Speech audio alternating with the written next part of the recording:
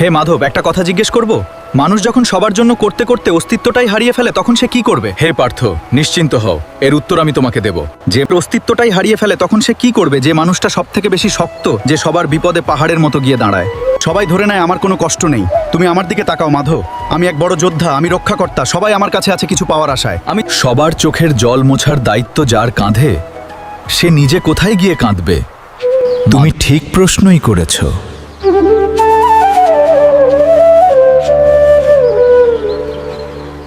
এরা হাসি মুখে নিজেদের সবটুকু নিংড়ে দিতে জানে, কিন্তু নিজের শূন্যতার কথা কাউকে মুখ ফুটে বলতে পারে না। সবাই ভাবে বড় গাছটার বুঝি রোদ লাগে না, সে শুধু ছায়ায় দিতে জানে। নিঃসঙ্গতার অর্থ বুঝতে হলে তোমাকে মন্দিরে দুই পাথরের গল্প শুনতে হবে। তবে শোন, গল্পটি আমি এখন বলছি। গল্পটি হলো, একবার এক পাহাড়ে পাশাপাশি দুটো পাথর ছিল।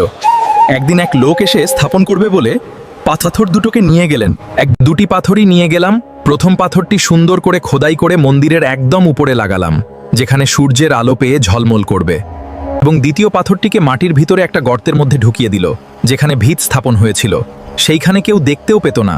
একদিন রাতের অন্ধকারে চুল আর পাথরটি অহংকার করে মাটির নিচের পাথরটিকে বলল, দেখো আমার কি ভাগ্য।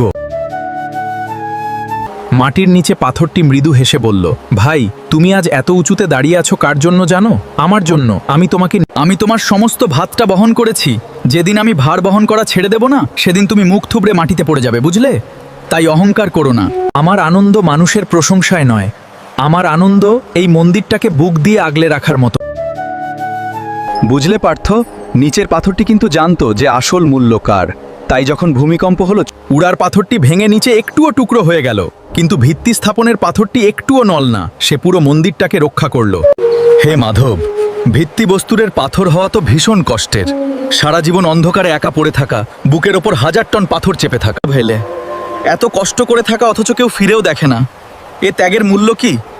কেউ তো একবার এসে তাকে বুকে টেনে বলে না, তোর অনেক কষ্ট হচ্ছে। পার্থ, পাথর তো তুমি নও, পাথর হলো এই সমাজ, যারা তোমার দেওয়াটা দেখতে পায় কিন্তু তোমার শূন্যতাটা দেখতে পায় না। তেনিনো, পৃথিবীর সবচেয়ে ভারী কাজগুলো তাকেই দেন যার কার্ড মতো সবচেয়ে বেশি চওড়া, কারণ সব পাথরের ভার্নিয়ার ক্ষমতা থাকে না। তুমি দুর্বল নও পার্থ, তুমি নির্বাচিত। তোমার ওই নীরব ত্যাগই তোমার আসল মহত্ব। তুমি বলছো কেউ দেখে না, তুমি ভাবছো তোমার ওই নিঃসঙ্গতা রাতে তুমি একা না পার্থ না। আমি থাকি তোমার সাথে। তুমি যখন ঘুমিয়ে থাকো, আমি তোমার সাথে থাকি। না পার্থ, তুমি একা নও।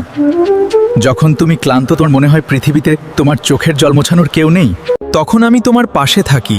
তুমি সবার কান্না মুছে, আর আমি তোমার না বলা কান্নাগুলোকে আমার হৃদয়ে গেঁথে নিই। হে বাসুদেব, আমি আর পারছি না।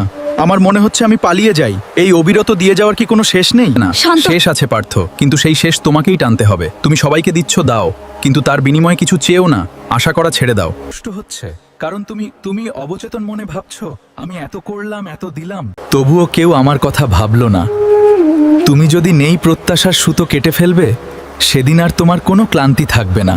তুমি হবে নদীর মতো, তৃষ্ণা মেটানোর পর ধন্যবাদের অপেক্ষা করে না। যখন ক্লান্তি আসবে, বাইরের দিকে না তাকিয়ে চোখ বন্ধ করে থাকবে। মাধব, আজ আমি বড়ই ক্লান্ত, আমাকে তুমি সামলাও।